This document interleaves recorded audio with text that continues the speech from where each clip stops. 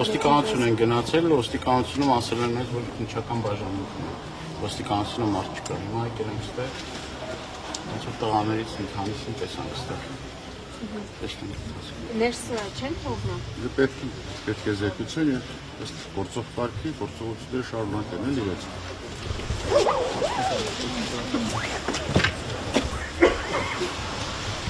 Պարոն Կոչկով, մինչև ներս կմտնեք, ասեք ինչ մեղադրանք է նրանց առաջադրվել։ Բանը սպասեք, ես փաստաբան գաղափար չունենք, հիմա կծանոթանանք մեղադրանքին, միայն գիտենք խոզարկություններ են եղել,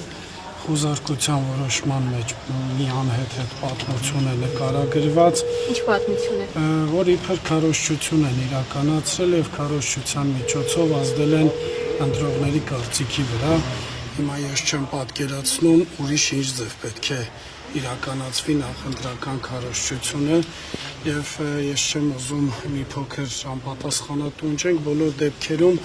այդ նպատակով են եկել բնակարաններում խոզարկության, որովհետև քարոզչության միջոցով ազդել են ընտրողների ազատ կամքի վրա, բայց թե ընտրությունը հենց ենթադրում է դա, որ քարոզչության միջոցով ազդես ընտրողի կամքի վրա։ Հիմա ստացվում է նախընտրական քարոզարշավ չպետք է մնա, մնացածը ծանոթանանք մեղադրանքին նոր անկեղծ շուրջ 10-ի մասին է խոսակցությունը, հիմա կփորձենք հասկանալ։ Չգիտենք անկեղծ ես հիմա նոր եկել եմ ներկայանալ ստանձնելու համար։ Փոխացրել որ ասած է։ Դժվար ասես նորմալ, բայց իսկ կծկտուր պատասխանը ո՞րն է։ Ասեք պատգամավորներն եկել ու ուզում են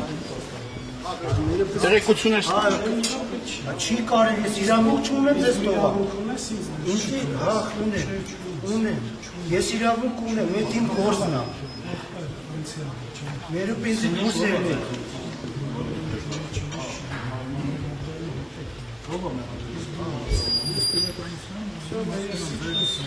Չեմ երեպես Այնցի ասել են ներկայացան, դեմա ինչ կապ ունի, ասել են դուրս է թող կան։ Այդ ասում են ասեք, մարդը մեղադրյալի հետ եկելա պարծակնություն։ Հիմա եթե քննչականում դες չեն ընդունում, մենք էլ ենք գնալ մեր բներով, ասենք Red Marshall-ի security-ն ասելա գնացեք։ Եթե ես էլ ինչ փոխացել Այ հիմա փոխանցում ասա Սամվել Դավթյանը իր փաստաբանի հետ մուտքի դիմացա։ Եթե մեզ չեն փնտրում, հել մենք գործել ենք։ Հա, դուքները կա։ Այս զանգեմ նորից նոսել ոնց։ Ոնց Սամվել